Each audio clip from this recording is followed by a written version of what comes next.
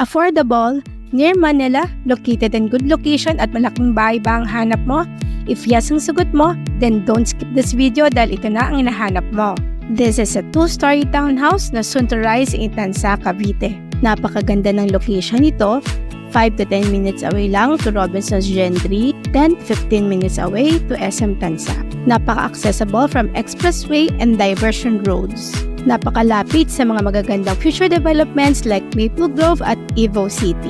Ang kagandahan sa unit na ito, laki na, matibay at quality pa ang pagkakagawa.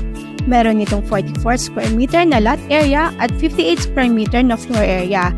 Malawak dahil expanded na ang second floor kaya kasya hanggang 3 bedrooms. May 2 toilet and bath, napakaaliwalas at ang taas ng ceiling niya. Sa taas niya, pwede ka pang gumawa ng lower attic. May provision din ito for 1 carport. Napakaganda talaga ng unit na ito kaya